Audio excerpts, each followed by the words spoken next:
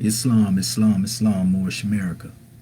Want to rise and give all praises to the great God Allah, and honors to his holy prophet, honors to our holy prophet, Noble Drew Ali, El Hajj Sharif Abdul Ali, that is. We give honors to our Moorish kin once again, here, there, and everywhere, and therefore honors to all of you who are continuously honoring yourselves by being yourselves. We give honors to our Grand National Seal. We give honors to our Grand National Emblem. We give honors to our national flag. We give honors to our divine constitution and bylaws, and honors to all of you who are a living manifestation and personification of everything that our holy prophet brought to make us a nation. Islam, Islam, Islam, Moorish kin. I just want to come forth before you with another measure, and also happy holy day to all the Muslims here, there, and everywhere.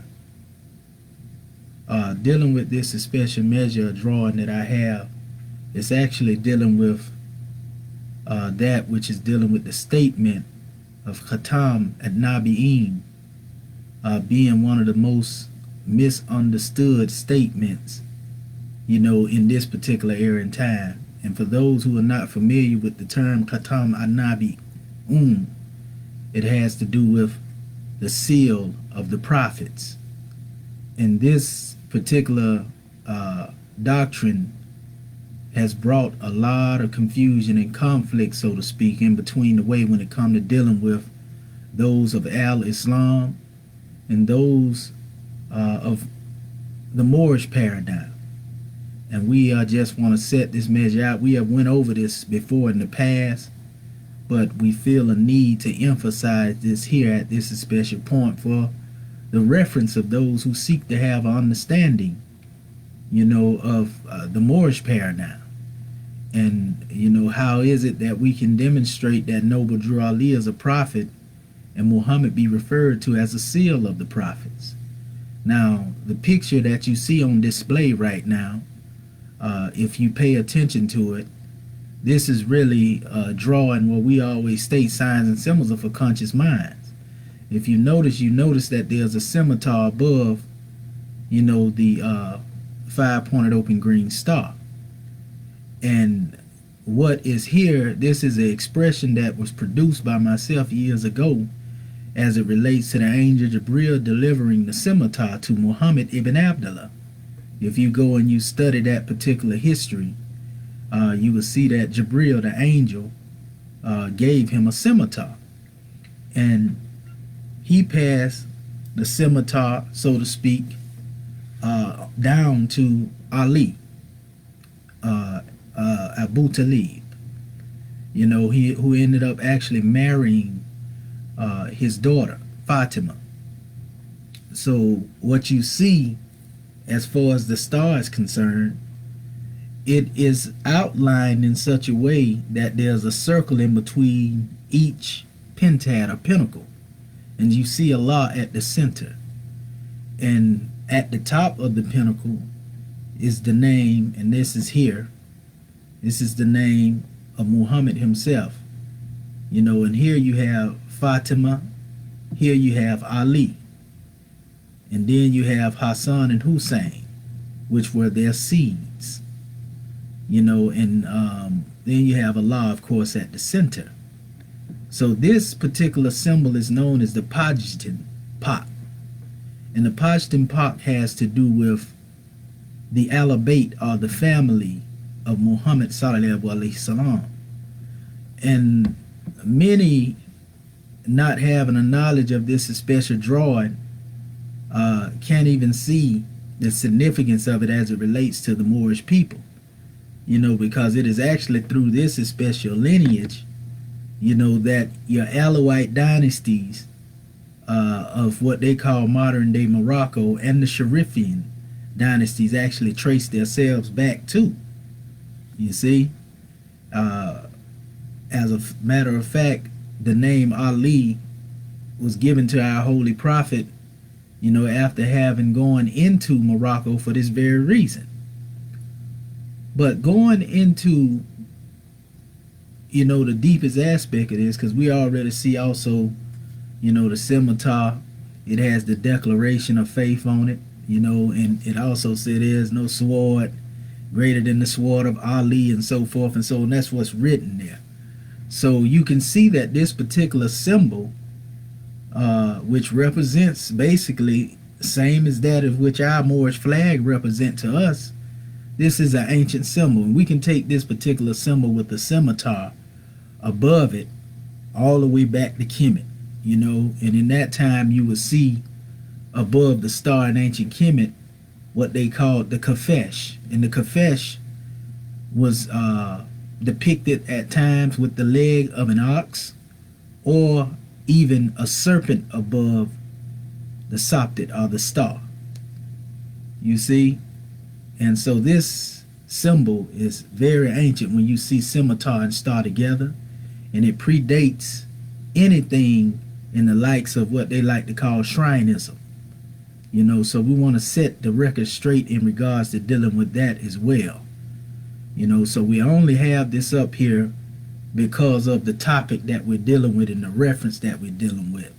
This is not a measure that one is adopting or proclaiming as one's own, but we just tracing the lineage of the teacher and the teachings, as we see that the truth is the only thing that changes not. And signs and symbols, always will be, that which is for the conscious minds. So that being said, getting into our topic and the subject matter in regards to dealing with the Khatam and Nabiyyin, the seal of the prophet being grossly misunderstood, greatly misunderstood in this special era and time, we want to go to a particular hadith, and I actually quoted it before, and this is actually in a forum, online forum, so you can see that there are various opinions here in regards to dealing with this measure. And this is the statement. If you know anything before I even read this statement, in regards to dealing with al-Islam, one of the main roots in research as far as dealing with statements that come to you through a chain of narration, as they refer to it as, it has to be one of mutawatir, or what is called a tatura. Pardon self, it is called actually tawatur. So when you deal with this special aspect of tawatur, this is basically a statement that has been accepted, as true based upon the facts surrounding it.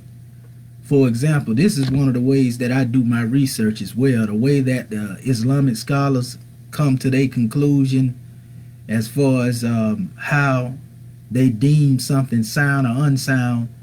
This is a habit that I gained years ago after being exposed to the research of al-Islam and coming through this particular pathway as well. That's something I always kept with me when I do research. It's called consensus of scholars, only in the sense to whereas the consensus of scholarship dealing with al-Islam is based upon solely the scholarship of al-Islam, and the consensus of scholarship when I'm demonstrating, the main conclusion they come to when you're dealing with tawatur, mutawatir, when you're dealing with this special aspect, it has to do with, if you have 100 people saying the same thing, then ain't no way that this can be a lie. That's basically what tawatur means. If you have 7 different people saying the same thing, then this can't be a lie. And this is actually even the modern time on the way that you even have people that become convicted, and it sticks, especially when you got multiple witnesses saying the same thing. So this lays a foundation of legality, so to speak. And so anytime you have that, then you have to accept it as being what it is, unless you can prove something else. And also the tawatur has to do with the continuity as well over the generations of this special chain of narration, being an unbroken chain, and the opinions of those who came later to interpret a particular statement. They may expound on it or give an exegesis, but if they are just giving clarity and they are not contradicting it, then the chain is still considered an unbroken chain. They have just expounded or gave an interpretation on that particular statement. This is the science of the scholars of Al-Islam. And so when I demonstrate this, like I say, I deal with a consensus of information, and I like to do my research based upon opposing ideologies sometimes.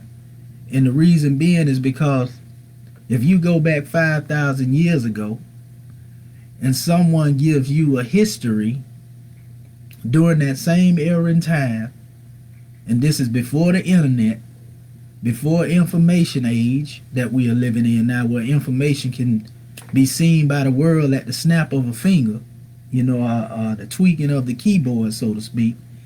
If you see 2 different people saying the same thing, 3 different people, 10 different people saying the same thing, then this is something that you can accept as being sound because it's documentation of it.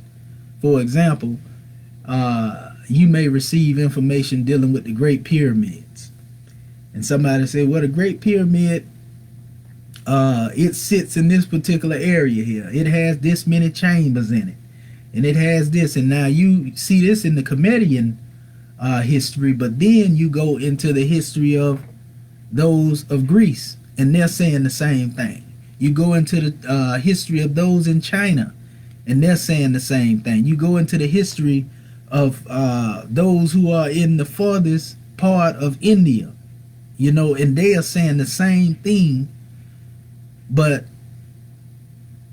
while they are saying the same thing, it is actually not only in accord, but there was no internet. How did all these people come to the same conclusion? So if all of them saying this, and then some of these people actually are in opposition, on an ideological level, dealing with ideology, and differences, if they are saying the same thing, but they are just conveying information, then you can trust that information to be sound. It's as simple as that. Now, you can, if you want to, just buck and say, well, I don't want to accept that because of what I believe, but that will not alter the nature of that special demonstration being true, because you are just one person that has an opinion upon the matter, and this is what you feel and what you want to assert, and impress upon someone, whereas you have a whole group of individuals that have said otherwise. It would be foolish for one to demonstrate in that special aspect, and then come into opposition, against a consensus of opinion with your own little opinion. I don't care how eloquent you may sound or what you think it is that you may bring to the manifest, as far as your knowledge, your wisdom, and your understanding and so forth and so on. That just shows the ignorance of one. So, coming back to this same principle, I want to go into some statements, that are based upon some scholarship of Al-Islam in regards to dealing with the seal of the prophet.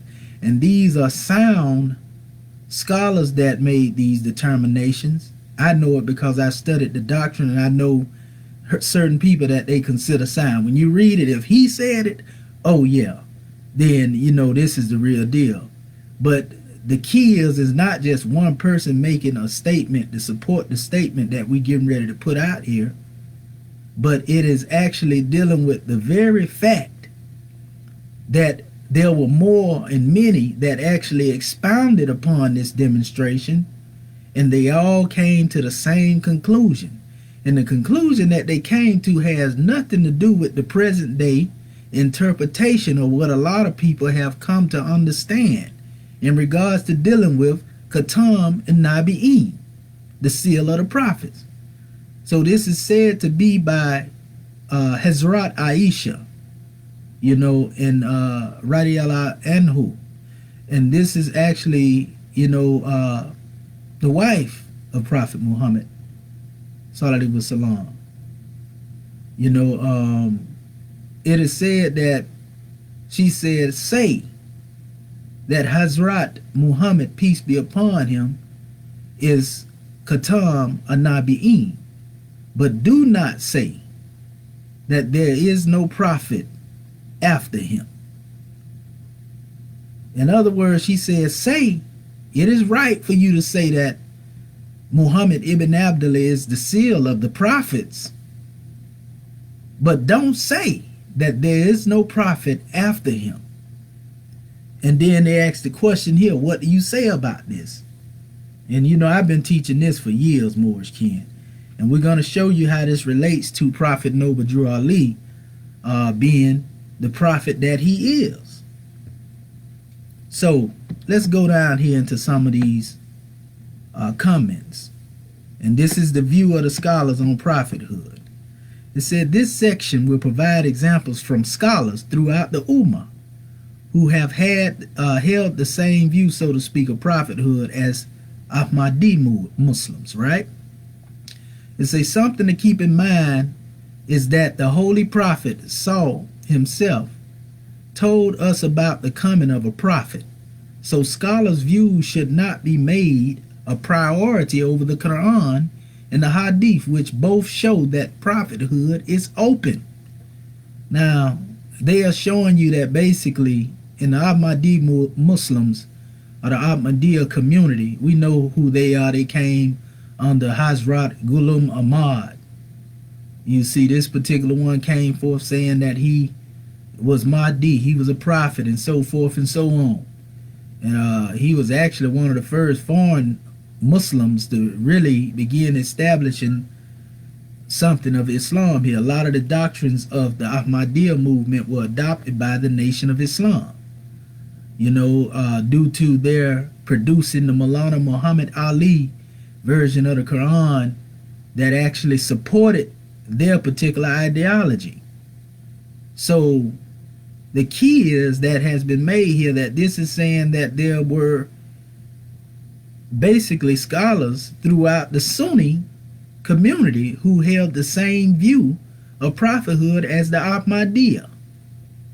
In other words, that the prophethood or the station of prophethood is still open. It is not closed. And this is going back to the statement that Aisha made about Prophet Muhammad. So if she was one of the companions, and then one of the main tenets of following al-Islam is to listen to the Sahaba, if she made this statement and nobody ever corrected her or said that she was wrong, then that lets you know something in regards to dealing with the understanding that one has in regards to dealing with this statement about the seal of the prophets.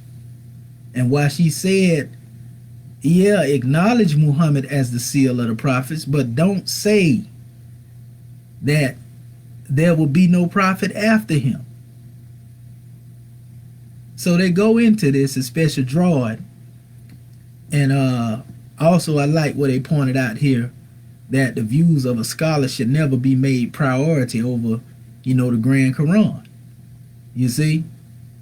And they say the Hadith, which shows prophethood, is open. So it says also, all Sahaba believe that a latter day prophet would appear. Now these are all the companions believe that a latter day, a prophet of the last days would appear. So this clearly shows us that the Ahmadiyya interpretation is the one they followed. In other words, the majority of the Islamic community, the Orthodox, they followed the same concept, that the door of prophethood, the station of prophethood, is still open. It's not closed. Muhammad was the seal of prophet sent to the Arabs. He was the seal of the prophet in the sense that he was an authentic prophet. You see? But that didn't mean one wouldn't come after him. So this is a rude awakening for those who think that they are Orthodox Muslims and don't know this. You need to do your research. So the Holy Prophet Sallallahu Alaihi Wasallam understood the Quran the best. And this is what I always say. You know, Muhammad ibn Abdullah is the only one that really comprehend the full extent of the message because it was revealed to him. Everybody else is trying to interpret that message or give their own demonstration of that special message, you know, based upon that. And so we're not dealing with the opinion of mere men being honored over a prophet or, you know, the book that he revealed to that special prophet. So it says, if he truly believed that Khatam and Nabiyyin meant the last of all prophets, Muhammad himself never would. He claimed that a prophet was to come in the end times to help Islam. In other words, if he said that a prophet, the seal of the prophets, if he meant, in which it never say that, it don't even give, Quran don't even make a statement as to where it says this. This is just Muslims of the modern day trying to take something and they have taken it out of context. And Aisha made this statement so it wouldn't be took out of context, but they gonna do it anyway. So Khatam and Nabiyyin didn't mean last of the prophets. Even Muhammad knew this because he wouldn't have said that a prophet was coming behind him if this was the case. In this case, Isa, Jesus, as they say, would come behind him. And we're going to get into that in a minute. We just want to lay some bases here. So it say, in fact, there are countless hadith where the latter day Messiah is called a Nabi. So this would automatically contradict if, the term Khatam and Nabiyyin meant seal of the prophets. There's none after him. If you had countless hadith saying that a Messiah or Nabi would come after them, then that's some contradiction there. You see, but there's really no contradiction. It's a misunderstanding between the people. Again, I say it again, the seat or the station of prophethood was never closed. There's ijma, and ijma has to do with analogical reasoning, really based upon that which is a fact. You see, something that you can't even really dispute. Like we know when we look up the sun up there. We know at nighttime the moon is up there according to our, so that's like ijma, and it's like fact. You know how people say fact checking? That's basically what ijma has to do with. It's right alongside the tawatur. The only difference is tawatur is based on many different accounts of a particular thing. So it says there's ijma in the entire ummah that despite the Prophet Sallallahu Alaihi Wasallam being the Khatam and Nabiyyin, a prophet would come in the end times. The only difference is on the identity of this prophet and of the end times, right? And that's key. The only difference is the identity of this prophet of the end times. So it states Hazrat Aisha also stated, and this quoting what I said again, say he is the seal of the prophets, but do not say that there is no prophet after him. And this was transmitted by Duri Mantur, right?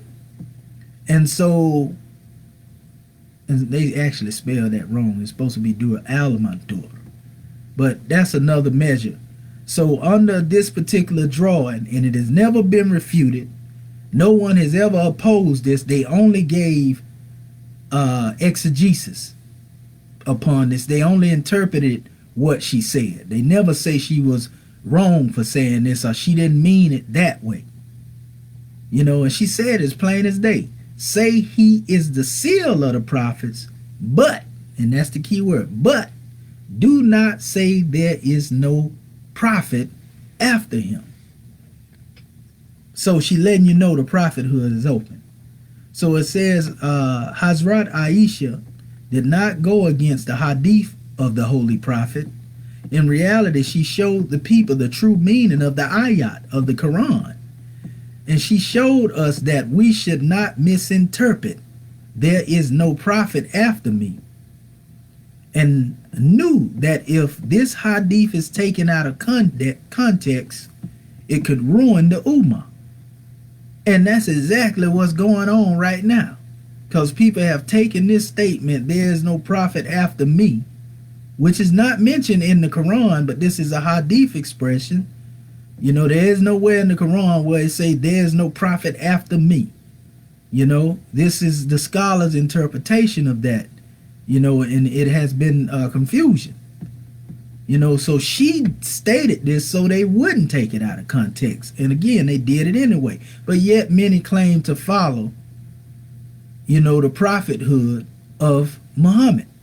And when we're giving you this, we're not trying to give you this to Arabize you. We're giving you this so that ones may be able to bridge a gap of understanding.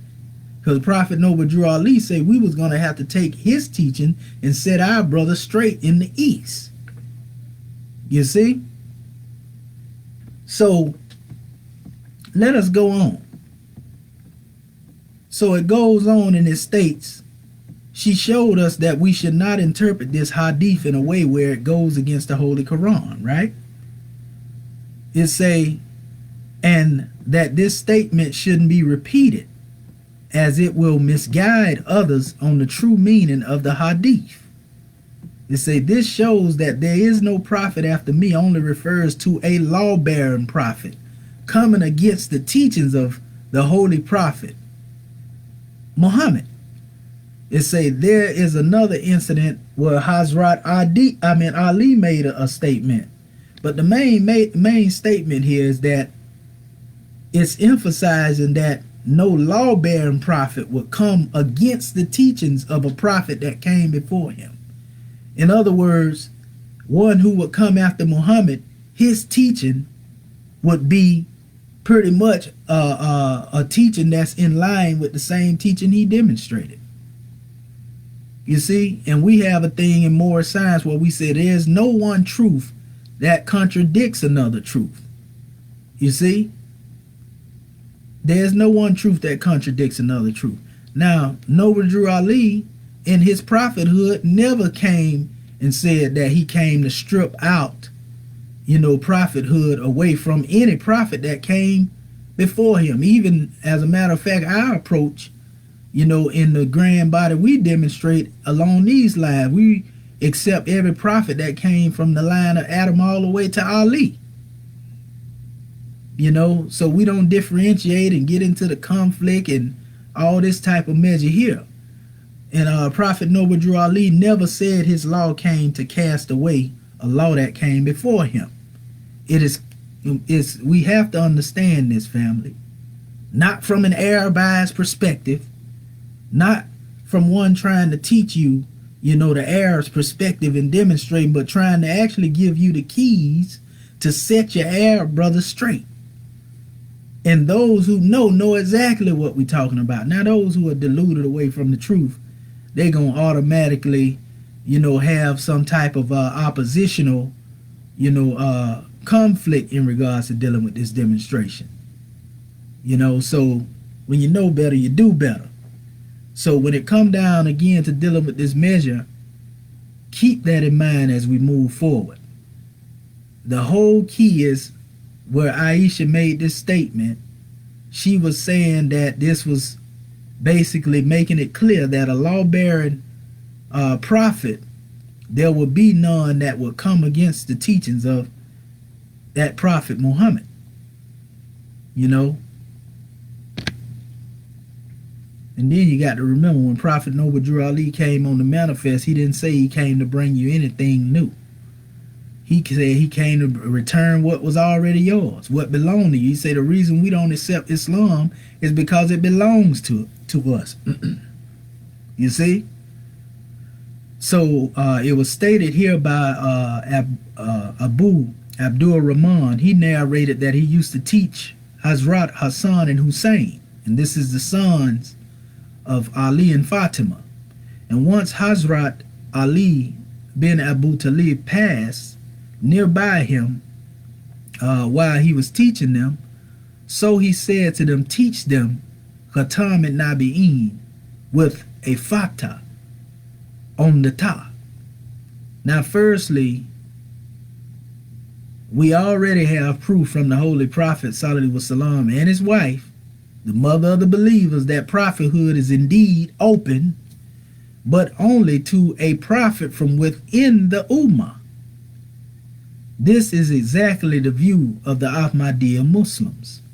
It say they are many hadith that make it clear, and that the latter-day Messiah would be a prophet. So the non-Ahmadi Muslims are in reality arguing with their own beliefs, as they hold a view that a prophet would come in the end times. The only difference is they create contradiction in the Quran, while we interpret it in a way where it is no contradiction. So in other words, it's speaking of those who are of the Sunni community, who say there is no prophet after Muhammad, and then they come back and say, well, a prophet is coming in the end times. You see, whereas if they took the approach of listening to Aisha, the wife of Prophet Muhammad, then they wouldn't come to this conclusion. So they are in error for pushing that special narrative. And many of them may get upset, and disagree for one putting this demonstration on the manifest in this way, but we got to make it plain and we got to make it truthful. The Quran doesn't support that particular ideology. So, what can you come with against it other than your own opinion? You see, when as your own scholarship has told you what this means. And I hope it's some that are in this special demonstration that get this memo, so that you can stop going against, not only the Moorish American Muslim, but anybody that you feel has come to abrogate the law of Prophet Muhammad. Because Prophet Noble Drew Ali didn't come to abrogate the Sharia of Muhammad. He didn't even come with a book that he said Allah revealed to him. The book Prophet Noble Drew Ali came forth with, he say he divinely prepared it. And if you understand the nature of our people over here, we didn't know nothing about Islam until Prophet Noble Drew Ali came to us upon these shores. Where were the Arabs then? There wasn't no Arabs on the manifest when we was being lynched and hung, and when we were being stripped of our religion and our way of life. Nobody came to our aid. Don't you think that if it wasn't the will of Allah, then Prophet Noble Drew Ali wouldn't have even appeared or came to the manifest? You think it was by chance? So he knew how we had to receive the message that we received. So when Noble Drew Ali divinely prepared the measure that he brought to us, referred to as the Holy Quran, K-O-R-A-N instead of Q-U-R-A-N, and that's an emphasis for a reason. We know that there is no O in the Arabic language, so to speak. And Quran itself simply means recitation, or it means to read. So he brought us a reading, in our own language that we could understand and comprehend, because our people were steeped in the church of Christianity. So Prophet Noble Drew Ali had to teach our people clarity in regards to dealing with Yehoshua and that missing history that they didn't have. Not as the church would teach it to you or preach it to you, but teach you on the basis of the science that will bring you into a consciousness of self-mastery. And by the time you come into a state of self-mastery, now you can understand, the drawing in regards to dealing with the Grand Quran. All this was a part of the process that will lead to the progress of a people. But you have those now who have fallen into conjecture and conflict. And it says in the Quran, when you run into that, then say Allah knows best. Allahu anhu. You see, Allah knows best. Say that to these ones, when they come in opposition to oppose you. Because this is all dealing with their own desire. In no wise Muslim would continue to persist in a thought, that will cause disharmony unless they are ignorant in and of themselves. And I say this being one that's well versed in the understanding, of dealing with the teachings of Al-Islam. So it goes on, and basically here's some of the scholars that made other statements along these lines. This one by Hazrat Abu Abdullah Muhammad bin Ali Hassan al-Hakim al-Tirmidhi. So it states, according to us, he stated, it means that prophethood manifested itself in its full and complete manner in the holy prophet, peace and blessings of Allah be upon him. His heart became a vessel for the complete perfection of prophethood, and then his heart was sealed. Then he went on to say, how can the glory and superiority of Muhammad and peace and blessings of Allah be upon him be manifested if we claim that he was the last to appear in the world? So here's another scholar going against that concept that the modern day Muslims have of the seal of the prophets. He said, this is no doubt an interpretation of the foolish and the ignorant. Right? Let us go on. Here's another one from another scholar. Now we dealing with a narration, a chain of narrative in regards to dealing with these scholars. And these ain't weak chains, these strong chains. So if you reject this, then you need to check yourself. Al-Imam Ibn Qutayba al-Diwarni, right? Diwari, pardon self. It states, so far as it concerns the statement of Aisha, now he's going to expound on the statement that was made by Aisha that we quoted earlier. Call the apostle of Allah sallallahu alaihi wasallam the seal of the prophets, and do not say there will be no prophet after him. It is directed to the descent of Isa, Jesus, the coming of Jesus, or so forth and so on. And this statement of her does not contradict the statement of Prophet Muhammad. Now, you know, we say Yehoshua in our demonstration, but that's neither here nor there. The matter, you know what we're getting at. So it states, there will be no prophet after me, right? Because he meant there will be no prophet after me who will abrogate that which I came with, in other words. In other words, you know, basically this other scholar is saying the same thing. You know, that he automatically, one was coming behind him, you know, and they saying that the reason Aisha said this is because she knew that it was stated that Isa, you know, the Messiah would come after Muhammad, and he was a prophet. And it would contradict to say that one wouldn't come after him when you know better. So they were trying to keep them in line then. But again, they went outside of the pale of the truth. So it's not a matter of one coming after him, but a matter of one abrogating what he had brought. One, in other words, bringing a law that would strip out his special law.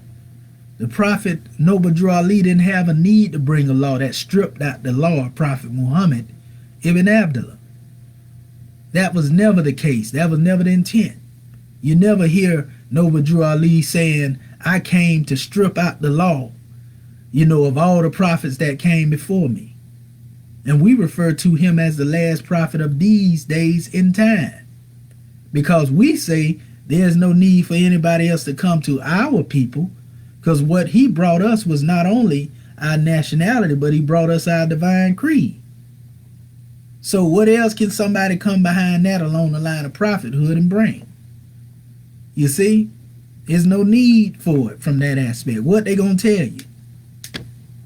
You know, they gonna tell you something else other than what you are really not, that can't be foundated or substantiated. It's like the term when we deal with being Moorish. Many people like to come into opposition in regards to dealing with us being Moorish, but there's a whole bunch of evidence and documentation that collaborates, you know, with us making this statement. I'm talking about from the slave master himself. Talking about stripping us of the Moorish in the forms of laying law down. But you'll never hear them referring to the first people in law as Hebrews. You'll never hear them referring to the first people in law over here as Nuwabian. You know, and we're not being disrespectful toward these other beliefs, but we're saying that these particular names that we are adopting, the black terms, the Negro, the African American, all these different terms. It is a consensus or agreement in these documents in history that actually documents that one was referred to as Moorish. So it's on you whether you accept that of being yourself or you reject that. So this is what we're getting at right here. So it went on, and Sheikh Muhammad Tahir made the statement, and it is narrated from Aisha. Say that he is the seal of the prophets, and do not say there will be no prophet after him.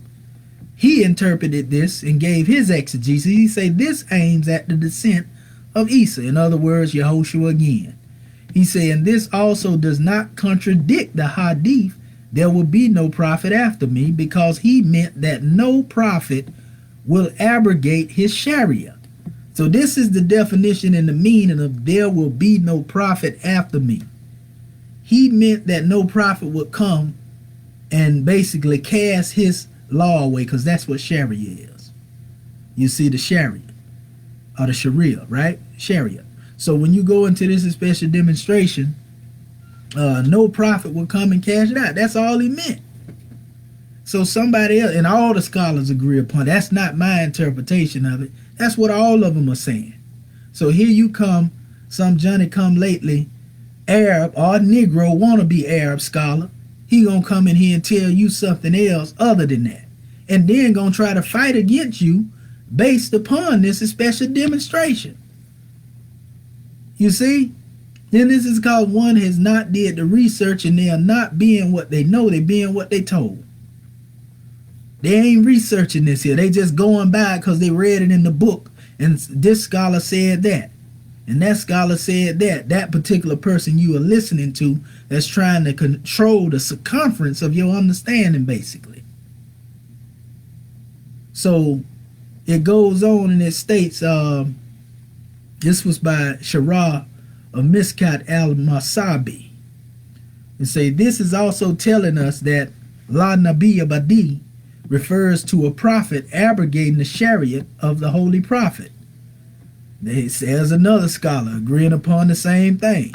I mean, that's really enough right there in and of itself for you to have common sense to get the true drawing off of this statement, seal of the prophets. That it had nothing to do with the closing of prophethood. It had all to do with what is dealing with the aspects of, sealing, one being a law-bearing prophet. So the supreme laws of Noble Drew Ali that came from the great God Allah, were the laws that he brought to uplift us. And in the Quran, it also states to each people we have given an open way. So if the open way is there, then that have to do with the openness of prophethood. He also said that he has sent a prophet to every people. That would also contradict the aspects of you thinking that it wouldn't be no prophet coming after him. So if he sent a prophet to every people, what prophet was sent to you? And if that prophet came into the language, giving you a language in the language of its people, then surely it wouldn't be a prophet of another land, because we wouldn't comprehend it. We barely can speak good English or know good English, so to speak. So how will we benefit from somebody speaking to us in a foreign tongue? This would be unjust. If somebody just came up to you right now, you don't know nothing about Arabic, and they start speaking Arabic to you, you wouldn't get the message on that. So Allah had to send you one that would give you understanding and insight. You see? Oh, it get good. It get even better though, because they gonna really go down through there with this demonstration. Here's some more. This is from Hazrat Imam Mullah Ali Qari. He stated, had Ibrahim lived and become a prophet, and likewise had Umar, which was a follower of Muhammad, become a prophet, they would be follower prophets of the holy prophet. Uh-oh. Uh-oh. Uh-oh. He said they would be follower prophets of the Holy Prophet. So when you look at Prophet Noble Drew Ali, that's how you should see him. You should see him as a follower prophet of Prophet Muhammad, a follower prophet of Prophet Isa, Yeshua, or even as we say, Yahushua will come again, because he came in the same spirit. The station is really the spirit. So when you get to thinking about that, and we know a spirit is a thought of Allah manifested in the flesh, you're not dealing with the physical man anyway. And if the thought of Allah is a spirit, and we know the thoughts of Allah from the eternal of the past to the never-ending days to come, then for you to say that there is no more prophet, then that's basically saying that you stopped Allah from thinking. And that's crazy. Allah's thoughts of continuity cannot be hindered by man or his opinion or what man thinks is supposed to be right. So when we give our definition of prophet, it fit right in. We say a prophet is a thought of Allah manifested in the flesh. We don't give you the Roman interpretation of prophet. A prophet is one that is a seer. He is a fortune teller, one who makes himself a prophet. These are the definitions that Webster's give to prophet. We don't subscribe to that. In our teachings and our questionnaire, we say a prophet is a thought of Allah manifested in the flesh. Now, can you stop the thoughts of Allah from being manifested in the flesh? And this has to be a pure thought, because a prophet comes to uplift a people and redeem a people from their sinful ways. Who came to uplift the Moorish Americans and redeem them from their sinful ways? Other than Prophet Noble Drew Ali. You can't refute that. And no Arab scholar in their right mind would try to refute that. So, yes, Prophet Noble Drew Ali is indeed a follower prophet of the prophets who came before him, just as this scholar stated here. So it said that, matter of fact, I seen some areas where they referred to some of the Sahabi in these particular ways. But it says, again, had Ibrahim lived and became a prophet, and likewise had Umar become a prophet, they would be follower prophets of the Holy Prophet. Peace and blessings of Allah be upon him. Like Isa, Kisar, and Elias, or upon whom all be peace. It does not contradict the word or the divine word, Khatam Nabiyyin, which means that there shall be no prophet abrogating his law, nor one who was not of his followers, right? In other words, the prophet that will come behind him would have to be one of those who followed, the same pattern in which was set down, through this. In other words, no truth contradicts another truth. Here's another statement from Hazrat Imam Jalaluddin Suyuti. And he states, referring to the advent of the latter-day Messiah and his prophethood, whoever says he will not be a prophet has committed disbelief. Oh my God. So when somebody say this and make these statements, to try to basically bend the truth to fit their opinion, because you might have those who say that, well, yeah, the one coming behind Muhammad wouldn't be a prophet, then they commit disbelief. But just by the virtue of one making the statement that seal of the prophet mean that no prophet will come behind them, then they are committing disbelief even in that. This doesn't take away from Muhammad Ibn Abdullah being the seal as who he is. It's just your understanding of it. So it say he also states that despite of the latter-day Messiah would be, he say this also states despite the latter-day Messiah would be a Khalifa of the Ummah of Muhammad, and he shall remain a messenger and a respected prophet. Right? It goes on. Here's another scholar. He stated, Hazrat Shah Waliullahu, basically Mahadath of Delhi. Actually, that's Waliullah.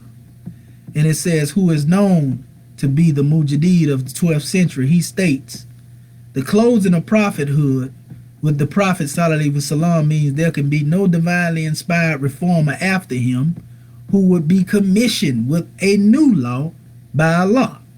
So again, anybody that comes being divinely inspired as a reformer, they wouldn't come with a new law. Again, Prophet Noble Ali didn't come with anything new. Even Muhammad ibn Abdullah didn't come with anything new. You see, so he didn't abrogate the prophethood of those who came before him. He came to confirm what came before him. That's why the truth was revealed in most cases.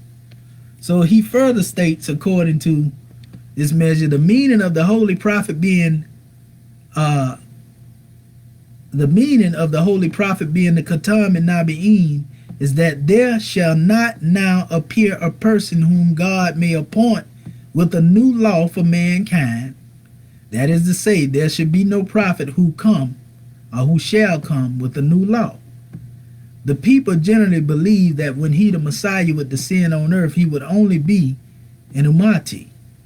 Certainly, it is not correct. He would be an embodiment of the spirit which enkindled the soul of Holy Prophet. And would be his faithful replica. Now this goes back to the demonstration like we teach in our teaching, who is the person that Yehoshua, the first person Yehoshua was reincarnated. And it says Prophet Muhammad, right? So just as it states here, and he's basically saying that a lot of people saying that this would be one that only come from the Ummah. He say this ain't correct. He say this one gonna be an embodiment that enkindled the soul of the prophet and be his faithful replica. How can you do that unless you demonstrating reincarnation? And notice then it says, who is the first name, or who is the name of the person into whom Yehoshua was first reincarnated? That means first. Well, then when you go into coming after that, then who did that spirit go into, or that embodiment, or that faithful replica that's being referred to there, that enkindled soul? This embodiment of the same spirit that was in Muhammad, you see, that actually came from the same station of the great God who appointed Yehoshua.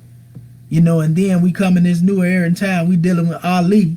You're dealing with the same soul and the same spirit.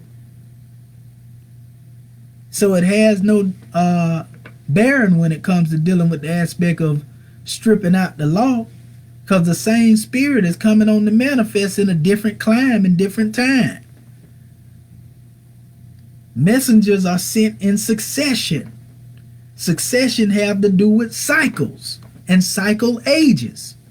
So if a cycle in a cycle age manifested and Prophet Noble Drew Ali came on the manifest to the Moors, then he came in the same spirit of the olden prophets of the times.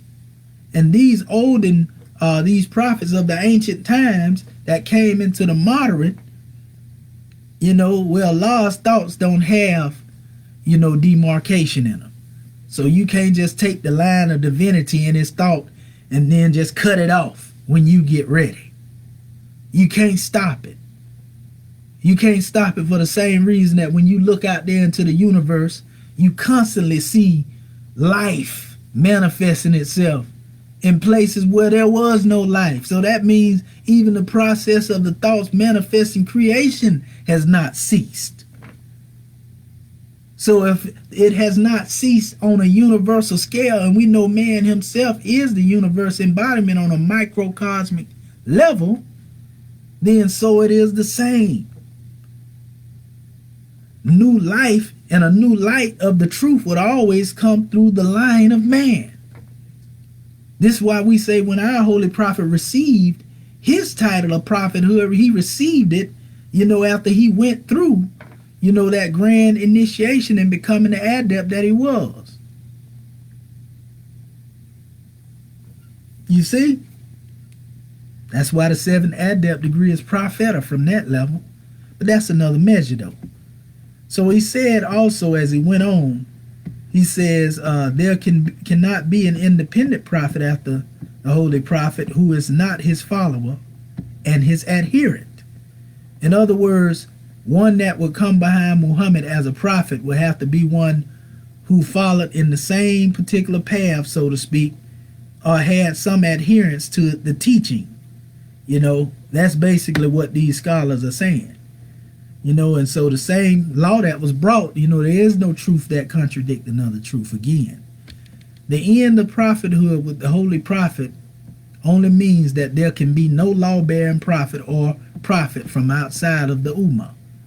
In other words, it wouldn't be just a random person popping up, with some law and all that type of stuff. So it says also Hazrat Muhyiddin Ibn Arabi, and this brother here is most definitely one that's considered one of the soundest scholars it is. He got some grand works because he was demonstrating along the line of the Sufi adepts. Brother Muhyiddin Ibn Arabi, deep brother. But he stated, the prophethood has terminated with the person of the Prophet of Allah, and his blessings was no other than the law-bearing prophethood, not prophethood itself. And this is the meaning of his verily apostleship, and prophethood ceased with me, and therefore there shall be after me neither an apostle nor prophet. He said, there shall not be after me a prophet with a law other than mine, but that he shall be subject to my law. So in other words, again, here's another scholar saying that it is not the issue of a prophet coming behind him, but this prophet's truth would not contradict my truth. That's all it is saying. Now you get somebody that'll come up here and go against that. Then they will be contradicting the very same teaching they say they believe in. And I understood this during the time, of my being a part of Al-Islam. That's why it was easy for me to accept Prophet Noble Drew Ali as being the prophet that he is. This is why it's key. You have to study people and not let people just mislead you and tell you what they want you to hear. So it says also, he stated as well, from the study and contemplation of the Darud, we have arrived at the definite conclusion that there shall from among the Muslims certainly be persons whose status in the matter of prophethood shall advance to the level of prophets, if Allah pleases, but they shall not be given any book of law. It is the height of excellence in the Holy Prophet that through the prayer in the Darud Sharif, he placed his progeny at par with the prophets, and his surpassing eminence over Hazrat Ibrahim lies in the fact that his Shariat can never be repealed. In fine, we have learnt for certain from Darud Sharif that his Ummah is destined to have amongst it such personages as would be ranked with the prophets in the eyes of Allah, but they should not be law-bearers, right? It say Jesus as shall descend amongst the Muslim Ummah as an arbitrator without a new law. Most surely he would be a prophet. There's no doubt about it. So it say, it is known that Alihi Ibrahim, it say, are the prophets and messengers, and they are the people who came after Abraham, like Isaac, Jacob, Joseph, and those prophets and messengers from their progeny manifest laws. This signifies the fact that in the sight of God they had prophethood. The Holy Prophet intended that the followers who are from among those who follow him shall achieve the rank of prophethood, though they would not be law-bearing. But he kept from them a type of Sharia from his own Sharia. Therefore thou conferred prophethood upon the owl of Ibrahim, and thus exalting Ibrahim. Consequently they had prophethood with Sharia. And thou hast decreed that there would be no Sharia after me. Hence show mercy upon me and upon my owl, confer upon them a rank of prophethood from thyself, notwithstanding that they would not bring any chariot. The height of Muhammad's exaltedness is expressed by the fact that through invoking prayers for him, he raised his own progeny to the level of prophets, and he was granted the superiority over Hazrat Ibrahim through the fact that the law he brought should never be abrogated. So this is saying that, even the prophet, demonstrating his exaltedness being expressed by the fact that through invoking prayers for him, he raised his own progeny to the level of prophets. Come on, man. It goes on even a little further here. It states, he also states, insofar as the law-bearing prophethood is concerned, it verily ceased and terminated in Muhammad. Peace and blessings of Allah be upon him. And therefore there is no law given prophet after him. But Allah has in his graciousness to his service continued general prophethood without law-bearing elements. Again, we don't say the prophet brought a different law after Muhammad.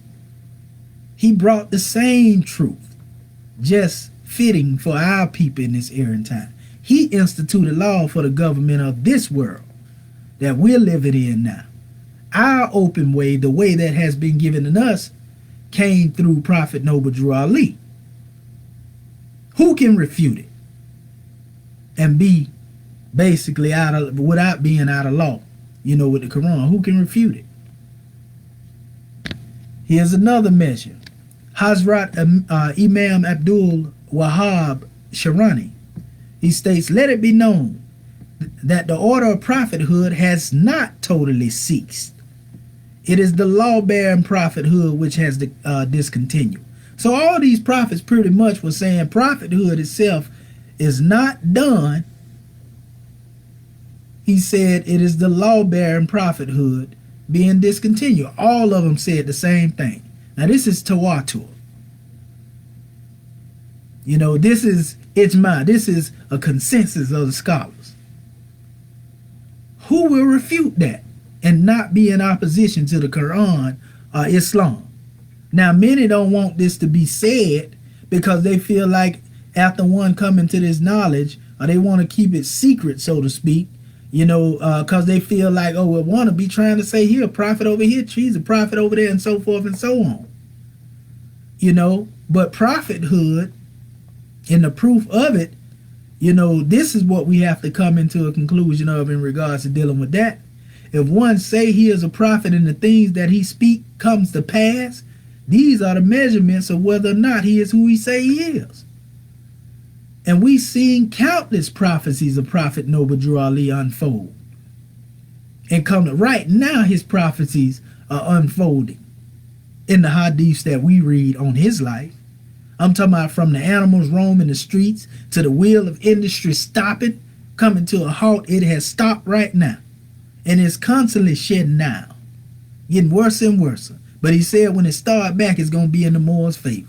He prophesied the coming of an Asiatic president and a European vice president. He prophesied the day that martial law will be implemented and Europeans will be standing right there before, grocery stores at one time telling you where you can go and where you can't go. He prophesied that blood would be shedded up to the horse's brow. He prophesied that the European were going to go back home in boxcars. He prophesied that it was going to be a great earthquake that would split the United States in half. Everything Prophet Noble Drew Ali spoke, other than them last few, they are still yet to unfold. But the majority of what he has said along the line of prophecy and what was to come to pass, we are seeing it right now. That's enough in regards to dealing with the proof of prophethood. And that's one of the, the criterias, that is evidence of one being a prophet. Of them speaking a thing and it come to pass. This over 100 years ago when this brother was making these statements. You know, so y'all can keep playing if you want to, you know, with the religious gang banging and religious controversy. We honor all prophets that were sent. So it goes on, and it states also, as we were going through it, he says, then while explaining the hadith la Nabiyyin ba'di, la Rasulullah ba'di, expounded that there should be no law-bearing prophet after him. He also states in the same book, surely prophets and messengers have gone before and shall continue to appear in this world in the future. But essentially, there will be under the Sharia of the Holy Prophet Muhammad sallallahu alaihi wasallam, but most men are ignorant of this truth. There you go. Most men are ignorant of this truth. Now, how many scholars that you see out there right now that are ignorant of this truth that we're talking about right now? Because surely they will call you a disbeliever when you say that Noble Drew Ali is a prophet. That's because they have a misunderstanding of what they call prophethood. And again, Allah knew what we needed in order to bring us out of that brainwashing that we had been brought into. Our prophet was wise enough to know what we needed, and that's why he came to us with those 18 missing years. But the goodness of what Prophet Noble Drew Ali brought us in that little pamphlet, that little reading that we call Quran, Moorish Holy Quran, he not only brought you a truth that deals with giving you that which was lost and left behind, you know, those 18 missing years, so to speak, but he also brought you, you know, pretty much a universal approach when it comes to all doctrines. Because in our approach, we had the lofty teachings of all. You know, our Moorish Holy Quran give honors to Buddhism. It give honors to Hinduism. It give honors to the tenets of, you know, Al-Islam and Judaism. But from the lofty perspective, not the indoctrinational context, the lofty perspective. And when you comprehend this, you see how powerful that little pamphlet that you read really is. Only a mastermind can demonstrate that to you. And all he told you is he divinely prepared it. Because he wanted you to be well-rounded. Because he knew pretty much what was dominating the world in his time. You know, in order for our people to come up out of the muck and the mire that they was in, they were going to have to come out with a universal insight, so to speak, along with the truth. And then they would be ready for all other truth, so to speak. Here's another measure by Allama Abul Fatih Shahabuddin Sahabuddin. It say Asayad Mahmud. Boy, these brothers have some long names, don't they? I thought I had one like that. I thought I had a long name. But they got some long ones. But it says the tradition that there is no revelation after me is absurd. The notion that Jibril will not descend to the earth after the demise of the Holy Prophet, peace and blessings of Allah be upon him, has no foundation at all. Most probably, what is meant by the negation of revelation regarding Isa, peace be on him, after his descent is revelation of the law. But what has been described is revelation without the law. You see? Here's another one. Hazrat Maulana Rumi. He stated that the Holy Prophet was the Khatam, because no one had ever been like him before, nor shall there be one after him. And that was among the Arabs, in other words. When artists excels others in arts, you don't say the art has ended with you. You know, and this is the logic that this particular scholar used. You know, that's deep.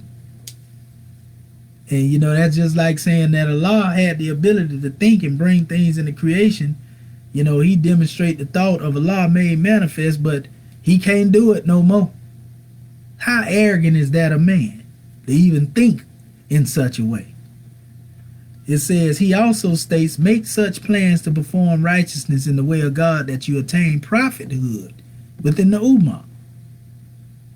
Make such plans to perform righteousness in the way of God that you attain prophethood within the Ummah. There it is. The Holy Prophet Sallallahu Alaihi Wasallam was declared Khatam because he excelled in munificence. Right? It say, and in perpetuating the spiritual blessings to his followers, when a master excels all others in his art, he say, don't you use the word Khatam? He say, to convey the idea that he has excelled all others in his domain. So basically, it's giving it a title of honor when you say Khatam. Khatam Nabiyyin, when you put a seal on it. Like, it's a way in the people in this era and time, in our language, you hear somebody say Michael Jordan was the GOAT. It'll never be nothing like him. Or they say Marvin Gaye was the GOAT. They say Tupac was the GOAT. They say who it was, Kobe was the GOAT. But Kobe was the GOAT. But Kobe was the GOAT after Jordan. Then LeBron is the GOAT, but he the GOAT that came after him. So this title, Khatam, is seen in the same light. And so people taking it out of context. You see, there are many who have been called the greatest or the great, and it's always dealing with a particular time and a climb that they are in. And we say Prophet Noble Drew Ali was the GOAT when it comes to dealing with what we got coming on. But we say there's no need for somebody to come behind, you know, trying to demonstrate this to us as a people. Now, maybe to some other people, they need somebody, the Europeans or somebody, they need somebody to come to them. But we got our man. We don't need another. That's what we saying, right? We ain't gonna be arrogant like the Arabs. So another measure here, this is by Nawab Siddiqui Hassan Khan, a leader of the Alahi Hadith, stated, the Hadith, there is no revelation after my demise, has no foundation, although Al-Nabi Badi is quite correct, which according to the men of letters means that there shall be no prophet after me who shall be raised with a new code of law which abrogates my law. So the Hadith, there is no revelation after his demise. In other words, it has no foundation. That's just someone assuming this what it meant, and somebody taking what somebody assumed and ran with it. Here's another scholar, Hazrat Mulana Abu Hasanat Abdul Hayy, stated, after the demise of the Holy Prophet, peace and blessings of Allah be upon him, or even during his own lifetime, it is not an impossibility for someone to be exalted to the position of a simple prophet. But a prophet with a new law is indeed forbidden. You see, saying the same thing everybody else said. In other words, somebody that's just come, you know, and changed the narrative completely. And again, that's not what Prophet Noble Drew Ali did. Mulana Muhammad Qasim Nanatawi, who was the founder of Darul Uloom, he actually stated, according to the layman, the messenger of Allah, peace and blessings on him, being Khatam, seal is supposed to have appeared after all previous prophets, but men of understanding and likewise know it very well that being the first or the last chronologically does not carry any weight. How could therefore the words of the Holy Quran, but he is the messenger of Allah and the seal of the prophets, glorify him? And see, so this brother here looking at it like what's happening is that ones are actually going into a worshiping are glorifying the prophet, something that he never intended when they go to saying this type of stuff. He said, but I know very well that none from among the Muslims would be prepared to agree with the common men. That's deep. Because the Muslim most of the time think they know, right? It said he also states, we accept this view. It shall not at all contravene his finality, even though someone in the future does rise to the height status of prophethood. I really don't have to keep going with this right here. Actually, I'm at the end already, so I'm going to give you the last two. But if you are in conjecture as to dealing with this measure after this, then that's on you. You choose to be. You just stubborn. And you will bring hellacious condition to yourself as a result of being stubborn. But we just putting the truth out of here. If you try to refute me, then you don't refute these almost 20 or probably 20 scholars that I just quoted. That means you know more than them. Either that or you just hate having somebody sent to you, or you don't want to accept the responsibility of one being raised from among your people. You don't feel like your people are worthy of that. Everybody else can have a prophet, but you can't have one. Stop it. Hazrat Sheikh Ahmad Faruqi states, the rising of prophets after the Khatam Rasul Hazrat Muhammad, the chosen one, saw from among his own followers and as a heritage, does not in any way run counter to his status as he, Khatam Rasul. It says, therefore, reader, do not be among those who doubt. Then Hazrat Mulana, again, Abul Hasnat Abdul Hayy Brehevli, he stated, after the demise of the Holy Prophet Saul, Sallallahu Alaihi Wasallam, he said, or even during his lifetime, it is not an impossibility for someone to be exalted to the position of a simple prophet, but a prophet with a new law is indeed forbidden.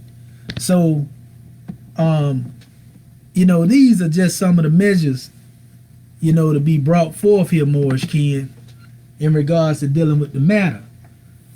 And I just move as, you know, the spirit dictates, so to speak, in regards to dealing with measures. And this was one that was put on my dial plate today because somebody may need to hear this special measure. But hopefully one has clarity now, and you can do your own research outside of what I showed you. If you don't believe me, if you want to try to refute me, you know, then you're going to have to get at least 20 more scholars that contradict those. You know, because you ain't dealing with just one person saying it and somebody taking it and running with it. You actually dealing with a whole bunch of prophets saying the same thing. You know, so the key is going to be based upon, you know, how well you can adhere to and accept the truth. You know, like, I mean, what more is there that need to be said from that special aspect? You know, the problem is that, again, most people like to believe in things without doing their own research.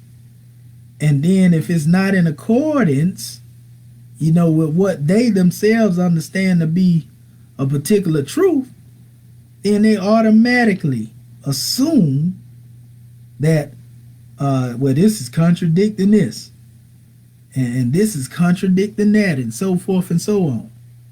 A bunch of foolery is what it is.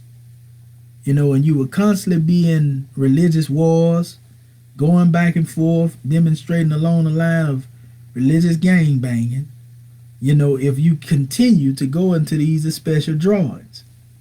It will always be, you know, some conflict, you know, until our people learn to accept their own and be themselves.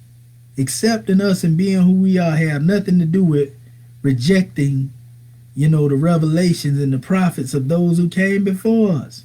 That's a cop-out.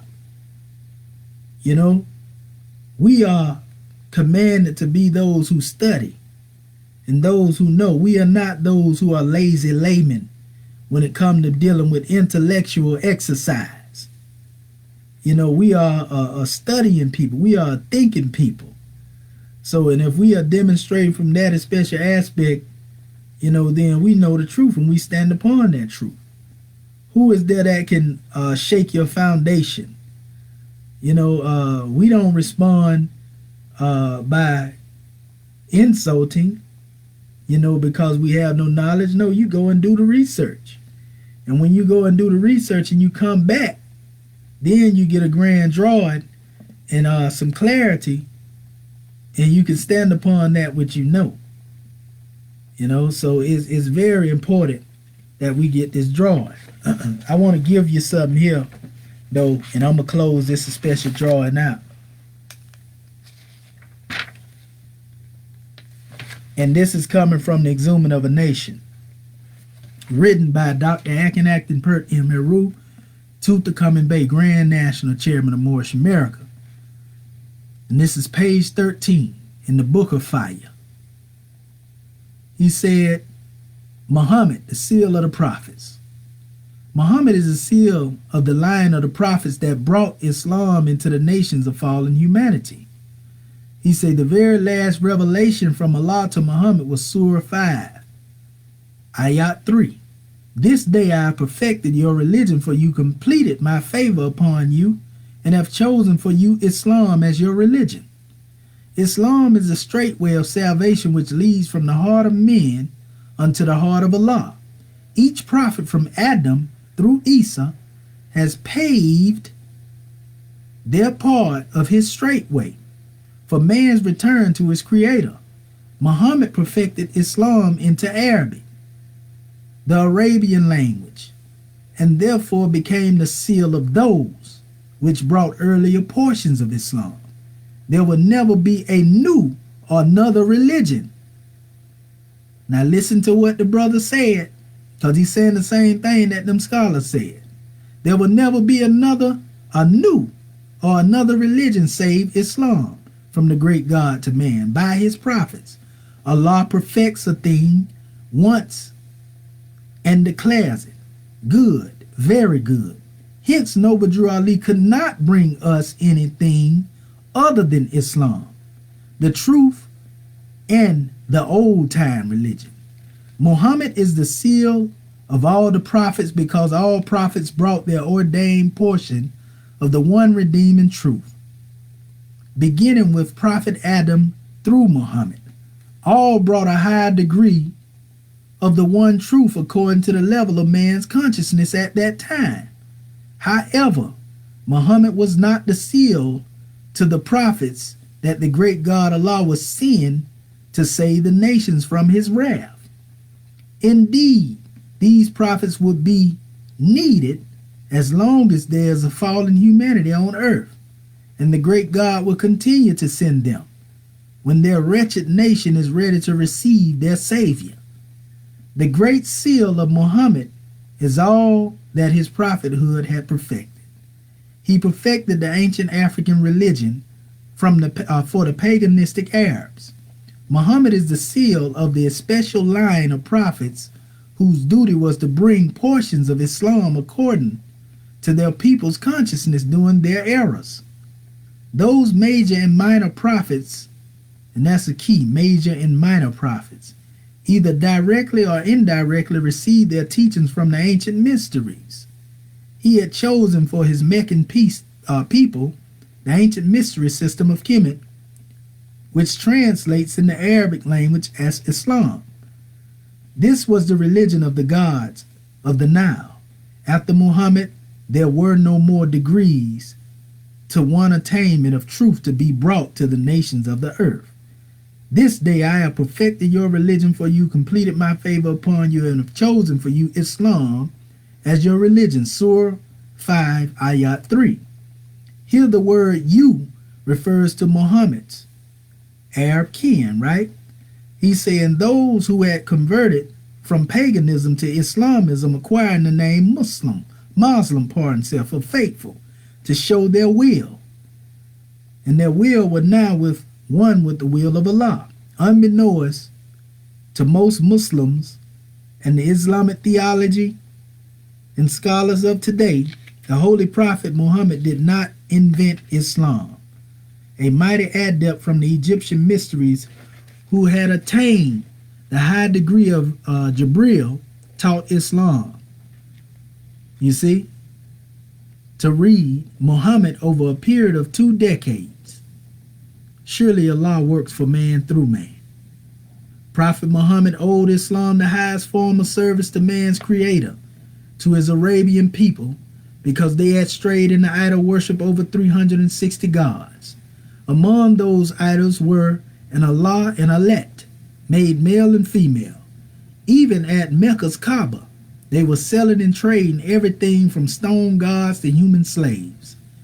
And this day, with all its infinite greatness, Prophet Muhammad has not been successful with quenching the Arabian thirst for breaking humans into slaves and domesticating women under color of marriage laws. Muhammad is the seal of the line of prophets, that line of prophets, which contributed to the one true salvation of Islam. Beginning with Adam through Yehoshua into himself, Muhammad completed, perfected for you Arabians this one great religion and named it Islam. No other prophet could possibly bring any more, nor add to what is deemed perfect. He's saying the same thing the scholars just said. Again, the great God Allah has never placed a seal to prophets being born among nations and future nations. And see, that's a key. He never placed a seal, upon nations that will come. Because that word prophet is raised up among people to whom one was never sent. So he say, again, the great God has never placed a seal to prophets being born among nations and future nations suffering his wrath as deemed necessary by the all-knowing. As long as there are nations fallen among the human family, there will be a divine need for prophets to guide them aright. Muhammad marked the seal of the prophets that will bring the conscious degrees of Islam, not the end of prophets to be sent to save nations from the wrath of Allah. So these said nations could be returned to Islam and be one with their creator. This would bring to surface a few questions. Was the Arab nation redeemed through the Holy Prophet Muhammad, the last people to fall from divine grace? What other way can any nation be saved by the wrath of the great God Allah, which alone placed upon them for disobedience, except through the prophets declared in his holy covenants? Why can a people who have fallen so far from grace as to call themselves Negroes, colored folks, and blacks get any of the divine good stuff as other nations and the wrath before them? Have they not paid enough slave dues in 400 years to also merit at least one of his holy prophets? Taking another look at Prophet Muhammad will reveal that he has been accused of everything from plagiarism to Xeroxing when it comes to the holy written structure of the great Quran. The angel taught Muhammad to write the Quran so wonderfully until most readers don't know whether to call him a prophet or a poet. He often refers to the books of the prophets before him as reminders of the one truth, Islam, brought through the one line of prophets. To every people was sent a messenger. When their messenger comes before them, the matter will be judged between them with justice, and they will not be wrong. So this is the measure in the thoughts of the Grand National Chairman, and how he demonstrated it. And, and in my own research along with that, I second that demonstration. I definitely support everything that he stated there, and nobody in their right mind say that the chairman was out of law, because what the chairman said was basically what them scholars said. So all of them, along with him saying it, they agree upon this. So who gonna go against it? Unless you believe you have something better. What do you have to bring on the manifest, and your claim to fame of opposing the prophethood of Noble Drew Ali and his station of prophethood, how can you abrogate that? Are you the one that was sent to our people? Are you the one that was sent to bring us out of the muck in the mire? And if so, why haven't you done so yet? Who sent you? Who delegated you? Who gave you your divine power and authority? Since you know so much, we ain't playing with you. I'm here to straighten you out with these lessons. That's what we came to do. We came to straighten those out with these lessons that think is a game. See, it was a time you could talk reckless about Prophet Noble Drew Ali, and his prophethood and so forth and so on, when you were speaking to somebody that was ignorant of the measure. But the great God Allah always raised up a witness from among a people as well. And I bear witness to the truth, being a shaheed to my people in this new era and time, a shaheed to everything that my chairman has brought on the manifest, a shaheed to everything that has been manifest from the Prophet Noble Drew Ali. I bear witness to it. And what I do, everything I'm putting out here, is to show, what it is that I bear witness to. And we ain't dealing with just my understanding of it. I'm giving you the receipts. So fact check that. And before I close this demonstration out, for those who would like to know of the book that I was just reading from our Grand National Chairman, here it is. And it's a sad situation, that you have thieves who have stolen the book. You see the price they got on here? Look at this. $293. That's not the amount that the chairman sell his book for, but you got other people that's copying the brother's book and selling it as their own while hating on the movement, in opposition to the movement, And see, if we was part and partial of the status quo, so to speak, or if we had boule ties, none of this would be going down the way it is.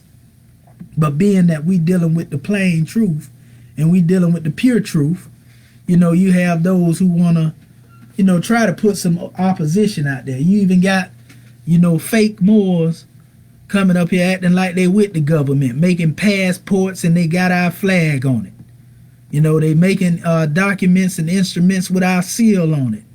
You got them making t-shirts and everything else with that which come from the Moorish American government, but they don't want to adhere to the laws. But that too will stop. You see, the law is on the manifest, the law is alive, and you will be arrested. And we ain't talking about no Roman police, and we ain't making no threats to you, but we gonna shut all that down out here that's flying this Moorish flag out here that ain't a part and parcel of the Moorish American government. Yeah, you gonna get some knocks very soon. And we ain't talking about on your physical door. We gonna expose you to the web so all the world can see your hypocrisy with your hard-headed selves. So the prophet said, our people, being a hard-headed, mean, stiff-necked set of people, never did anything except at the point of a sword or a scimitar anyway. So yeah, this is the book that I was reading from, The Exhuming of a Nation, the first and only true autobiography of Noble Drew Ali that gives you the extensive history. That's the front cover, and this actually has the front and the back cover on it. Right here. You see? It's a shame though, Moorish kin, that and these certain Moors, some of these Moors, are Moors that are they just out there doing what they doing. They took a certain part of the book and claiming it as their own, and so forth and so on. Look at it, all these different book companies selling this brother book, and he didn't give them permission to do none of it. And then, in order to get away with it, they go to hollering that the author is Noble Drew Ali, which we can honor the fact of the author being Noble Drew Ali. Look at that. They even got their own ISBN number and everything on here. Now, he got 7 Seal publication on here, but the chairman ain't getting none of that money. 700 pages of fire and the brother being robbed. You know, we can just keep going on and on and on, you know, with the way that they demonstrate and the way people begin to rob.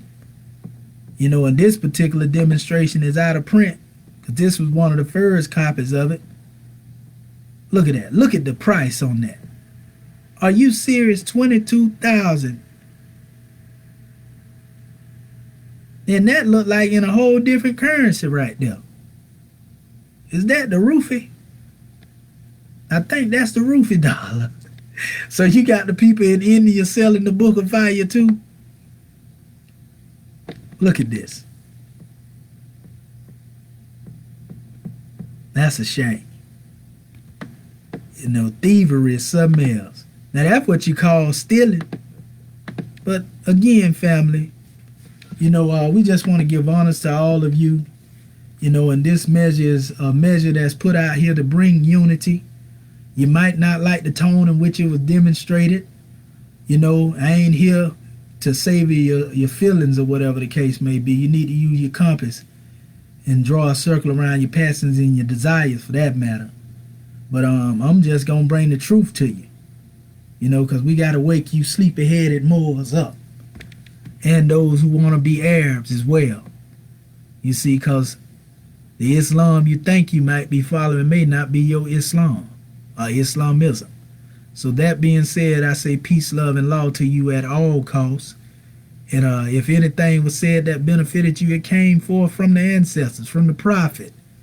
I don't take no claim for it. And if there's anything that I said that may have offended you or made you want to delude away from listening to the truth, then know that that was not my intention. You know, but the truth needs no reason to apologize. So if it's meant for you, get the message. Don't hate the messenger. Islam. Gratitude, Moorish kin. We love you.